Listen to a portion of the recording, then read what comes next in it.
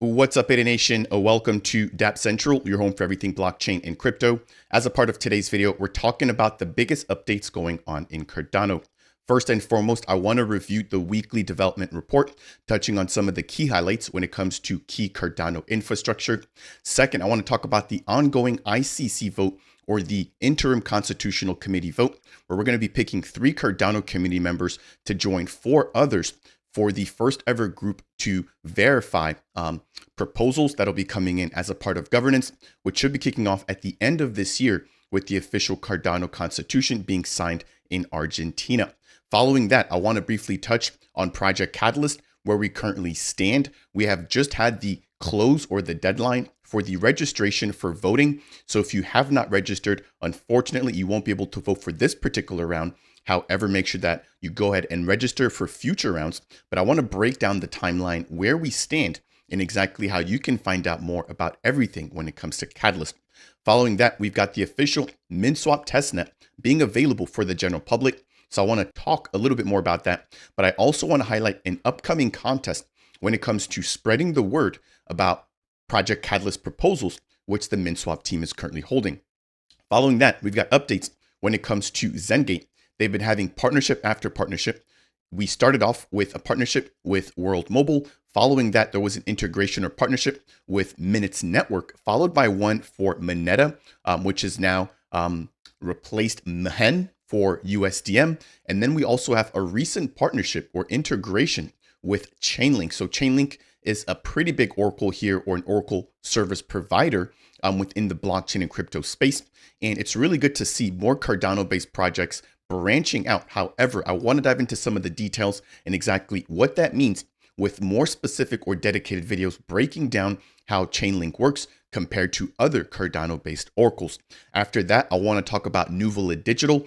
They have their official staking platform now live with over 70% of the circulating supply of the NVL token actively staked. There's also a brand new platform that I want to highlight and bring to your attention. And then we're going to close out with updates surrounding Iagon and a brand new service that they've just now launched, which is their compute service. So they started off dealing with decentralized storage, and they're now moving over into decentralized computation services. As always, if it's your first time stopping by, my goal is to help you find your way around the growing Cardano ecosystem, providing you with all of the latest news, highlights, and tutorials.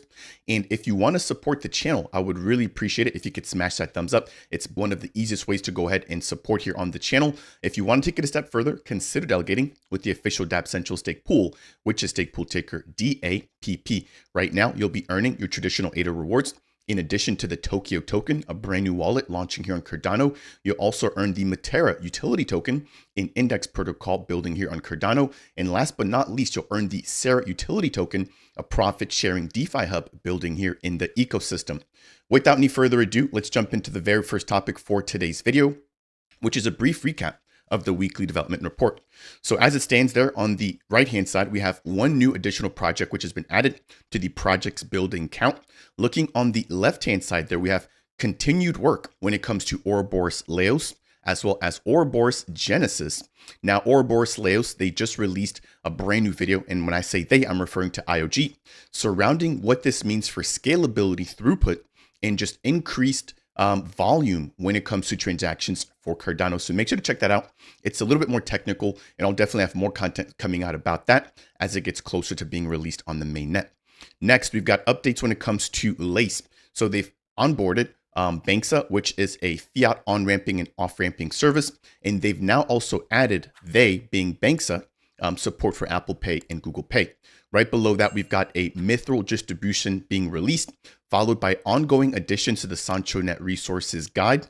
And then last but not least, we have the level 2 community moderation stage, which is now available or open until June 20th. And that's in reference to Project Catalyst. Now we're going to talk a little bit more about Catalyst as well as Lace. I'll actually be sitting down with Rudy not too far from now. He's the head product manager for Lace to get a better understanding of where they're going, what they've already achieved, and what's on the horizon for this IOG-backed wallet. So moving right on over, I released a fully dedicated video breaking down the fact that right now we are having a vote to add 3 Cardano community members into the first ever iteration of the ICC, or the Interim Constitutional Committee. Their job is just to make sure that any governance proposal actions that come in for Cardano, that they abide by the Constitution. And that's really it. They don't have any other power, right? It's just to make sure that whatever is being proposed is valid and that it abides by the Cardano Constitution. Make sure to go and check out that video. It really does provide a lot of benefit talking about governance and what we can expect from there. Now, moving over, we have an update being released by Intersect. If you're not aware, Intersect is a member-based organization who's actually hosting the vote for this particular event. As it stands right now, we have 267 million ADA, which is now being used to vote for the 3 candidates that will be coming in from the community. Keep in mind, this is a state-based vote. So however much ADA you have goes directly towards whatever candidates you're going to be selecting, and whoever has the most ADA voted or delegated to them through the voting process, they'll be chosen as the winner. So between the last update and today, we've seen an additional 64.8 million ADA being used to vote. We have now an additional 152 stake addresses, bringing the total to 1,444 different unique wallets which have been used to vote. Of course, we'd love to see higher participation, as there's hundreds of thousands of Cardano community members, but we don't always get the full participation. So I do want to highlight that there and be fully transparent. In terms of when the actual vote closes, it'll be closing down this coming Sunday, which should be, let me just confirm here, the 23rd of June at 2100 UTC. So basically at 9:45 UTC, voting will close. Make sure to go ahead and participate. I'll leave the link to that down below. And it's honestly a pretty simple process. I'll again leave the links to it down below. But once you access the official ICC election page, which is a page on the official Intersect MBO website, you can connect your wallet. They provide connections for basically all of the Cardano-based wallets, whether that's Lace, Nami, Yoroi, NuFi, you name it, they've added support for it. And once you connect your wallet, your stake key will be displayed here. I've hidden mine just for security and privacy purposes. And then you've got a simple drop down with all of the available candidates. Let me be clear here. I've just selected some candidates here, the first 3 that were available. These are not my official votes, but I want to let you know how quickly and how simple it is. I believe there's a total of 21 candidates which are now available to be voted upon. Again, you can scroll down this list here and you can go ahead and select which ones you want to vote for. Now, keep in mind, if you want to find out more about the members, there is an official page where they had to go through a questionnaire breaking down their beliefs and what they basically plan to uphold if elected into the ICC. Make sure to go ahead and check that out to be more familiar, or to familiarize yourself with everybody who's taking place or taking part of the first ever general election for Cardano. I want to take a quick moment here just to quickly highlight the fact that we saw Charles Hoskinson and a few other members within the Cardano community basically hosting spaces for people who were nominated for the ICC to basically spread their message. And so I think campaigning moving forward will definitely be a thing.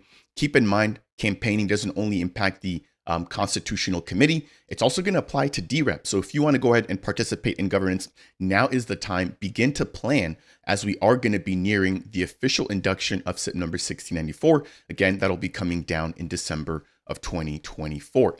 Moving over, I want to quickly touch on some of the stats here when it comes to SanchoNet, which is the testnet for governance. So right now we have 2,400 unique users, 3,000 wallets participating on the testnet, 1,800 proposals with over 1,000 votes submitted, and currently over 1,400 delegations being made for DREPs.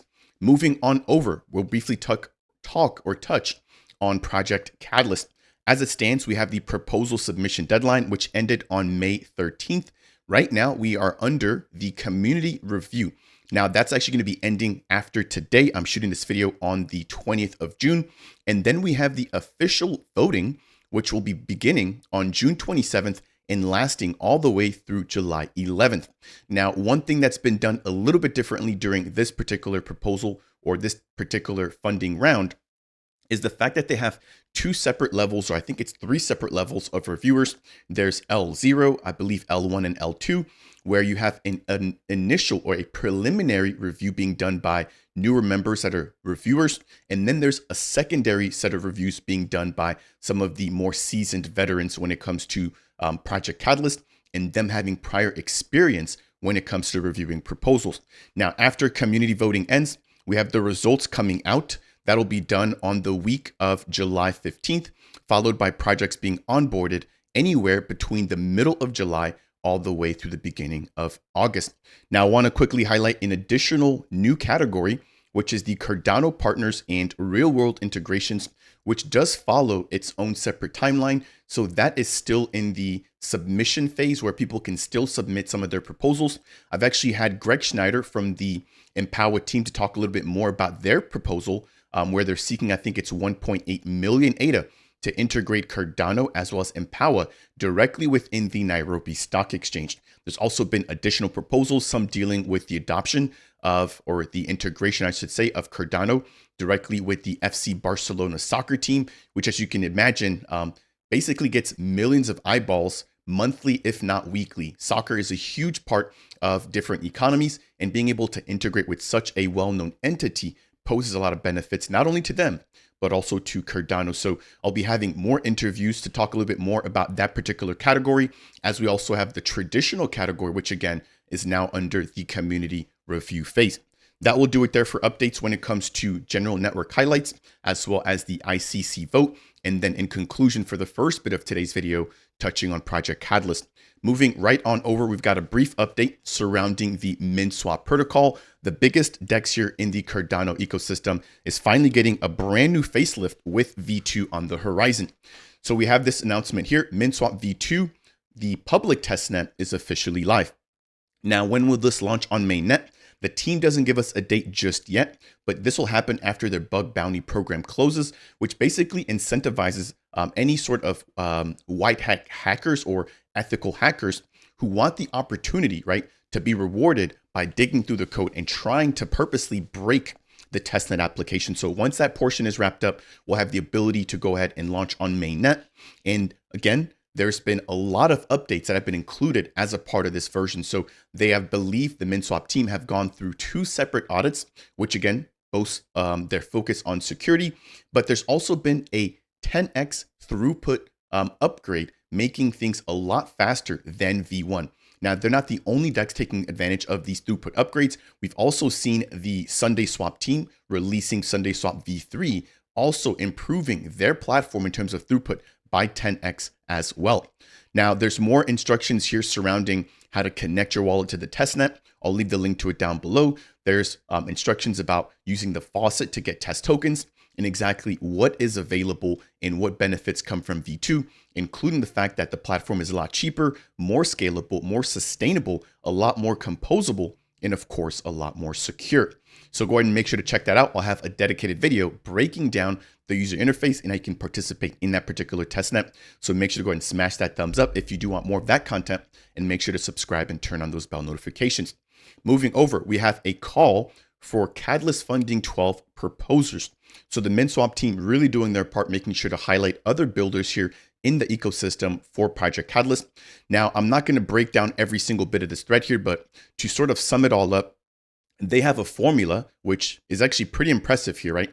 They've taken the time to come up with this formula to figure out engagement on their post. So all you have to do as a proposee for Catalyst is go ahead and leave a comment down below on their original thread and try to basically gather as much engagement on it as you can. As you can see here, they'll be taking into account likes, comments, repost, influencer or influence weighted average, and a bunch of other averages in order to figure out scores for everybody who posts on that particular thread. Now, once that's wrapped up, you'll basically have the opportunity to be featured, or your proposal to be featured, in a dedicated article by the Minswap team. Again, this is the biggest DEX here on Cardano. Let's see here, they boast over 68,000 followers. So you can imagine that the impressions that they get in terms of spreading the news out there for your proposal could be a big one. So make sure to go ahead and tune in and check that particular piece out. That will do it there for updates surrounding Minswap. As always, if you guys do enjoy updates like these, I would really appreciate you if you could smash that thumbs up. Again, one of the easiest ways to support me here on the channel. If you want more content like this, consider subscribing to Dapp Central. And last but not least, if you just want to share your thoughts or your opinion, then make sure to leave a comment down below. Again, if you want to take your support a step further, consider delegating with the official Dapp Central stake pool, which is stake pool ticker DAPP. Next, I want to briefly talk about Zengate. Now, Zengate has 3 products, with the Palmyra commodity DEX being the first one to launch on the mainnet. basically providing an opportunity for business people who are in underserved areas, the opportunity or the ability to sell their product on a commodities DEX. So instead of your traditional token swapping DEX, you have a DEX solely focused on commodities. For example, they've already launched and included, I want to say it's tea from Northeast Asia. They're also going to be including different types of oils, different types of seeds, and then just any sort of commodity that is grown and quickly accessible to other neighboring areas in that particular region. Now, stepping back, we have an official partnership with Chainlink. Now, keep in mind, this is one of 4 separate partnerships. This team has been on a roll. They've already partnered up with World Mobile, a telecommunications protocol here on Cardano. They've also partnered up with Minutes Network, an additional telecommunications protocol. However, they're outside of Cardano. And then they've also integrated with USDM, which is now deployed or developed by Moneta. It used to be Mahen. They've gone through a rebrand. I'll have a separate video coming out about that. And then their last or most recent partnership is now with Zengate Global. So it reads here, we're going all in on Chainlink's platform for tokenized assets, ushering in a new era of transparency for trade finance, supply chain processes, and so much more. Now they're going to be using or leveraging Chainlink's functions as well as their proof of reserves to make sure that they bring secure reserve data on chain for all of their commodity and different products. Now I'm going to provide a separate video diving more into the details about how this is actually going to work. And there's also an integration or a use of an open source platform called Winter Protocol, which I want to go ahead and learn more about myself first, but then give you guys some of that information about how this benefits Cardano and how this is useful for the Chainlink community, as well as any other builders that are building right now in the Cardano ecosystem. Now, I want to quickly read 2 small blurbs here, and then we're going to move on, where it reads, by integrating Chainlink's functions in proof of reserves or POR, we'll be able to bring IoT data on chain to provide on-chain traceability for supply chain processing, as well as supply chain management. They're also going to be able to use this for reliable asset reserve data, basically making sure that whatever is listed as being available on the DEX is in fact available by the manufacturer or the producer of said commodity. Now, it talks a little bit about Winter Protocol, where it reads, since Winter Protocol is an open source tool or platform, this innovative approach will also allow for other projects building on Cardano and Ergo to utilize Chainlink's technology. Now, I want to be very clear about one piece here, and that is the fact that this is not a native integration of Chainlink on Cardano. While they are using Chainlink as well as Winter Protocol, this is not meaning that Chainlink has basically adopted or created a standard or protocol to adhere to Cardano. Just want to be very clear about that. However, again, congrats to the Zengate team. Again, I'll have more content coming out about my understanding of the Oracle platform, how Winter Protocol works, and exactly how other protocols in Cardano can benefit from Zengate's solution. Moving over, we have the integration or partnership of USDM, again, now being developed by Moneta with the Zengate protocol. Now, what this particular partnership means for both teams is that they'll be able to provide more stable and reliable transactions. Again, USDM always being pegged to $1. You want to transact with that if you want a sense of stability, as opposed to something like ADA, which fluctuates, up and down 10% every other week, where if you hold ADA and you want to basically price something for customers to buy, they basically never know what the value of that asset's going to be or that commodity is going to be because of the fact that ADA's value is constantly fluctuating. So integrating something like a stable coin or USDM makes perfect sense to me, and this is somewhat of a no-brainer. In addition, we've got expanded payment options. So this just adds an additional option for anybody who wants to pay. Again, integrating USDT, USDC, any sort of other stablecoin provides more options. And as you do that, you're basically opening up yourself to more liquidity as other people hold different types of stablecoins out there as well. Next, we've got enhanced liquidity. Of course, again, this brings more liquidity to the Paul Meyer platform. And again, opens up more doors to anybody who wants to go ahead and join in on their commodities network. Now we've got two more pieces here talking about the scope and impact of the USDM integration, discussing joint financial innovations where the team could potentially or will potentially collaborate on brand new financial products, and then closing out highlighting the community and ecosystem development. Staying on the tune here of Zengate and partnerships, we have the integration of the Minutes Network. Again, this is founded and run by, this is Mickey Watkins' younger brother, Josh Watkins, where it states here, for example, and this is talking about how they see this partnership working out. The partnership could enable the use of telecoms minutes as a tradable commodity directly on the Palmyra platform, or allow for the creation of new financial products based on telecom data. Now, when it comes to the partnership with World Mobile, they plan on also integrating World Mobile plans directly into the Palmyra platform with some sort of kickback, I assume, right? Speculating here for the Palmyra team for basically promoting the World Mobile product. Last but not least, we have the Palm token public round, which will be kicking off here in 4 days. So make sure to go ahead and KYC, jump on the T-1 Pro platform, which is where their initial sale for Ergo and Cardano was held. Of course, I'll leave the link to that down below as well. That will do it there for quite a bit of updates there when it comes to Zengate. Next, we've got updates for Nuvola Digital. So this team continues to build and they continue to grow very quickly here in Cardano. They've already partnered up with Iagon. They've also partnered up with Minutes Network. They partnered up with OrcFax as well as Cornucopias. Now they've also now partnered up with ADA Anvil, which is a staking protocol or staking platform building here in Cardano, in order to allow NVN token holders to stake their Nuvola token in order to receive rewards for any of the nodes or other partners that they currently have within their ecosystem. So moving right on over, as it stands right now, we have over 71% of the NVL tokens staked. That's nearly 11 million of the tokens, again, that are currently in circulation, which are now staked and basically locked up from being additional sell pressure on the open market. Moving over, we have the collateralization hub proposal from the Nuvola team. I just had Raul de Benedettis on the channel for a recent Cerberus hosted Cardano Catalyst Marathon live stream, where he talked a little bit more about this particular proposal. Basically, imagine having accrued rewards on a platform like Nuvola. However, a lot of times before you can actually claim your rewards, there's some sort of vesting schedule or vesting period that's involved. And basically being able to use accrued tokens, right? And being able to use that as collateral or being able to sell that on an open market in exchange for ADA or some other type of asset, where you're basically exchanging the right to those future available rewards for some sort of ADA or some sort of payment in the present moment. So a really interesting proposal here. Again, make sure to go ahead and check out my last live stream with Raul. And then I do plan on having him here on the channel very soon for an update surrounding all of their progress.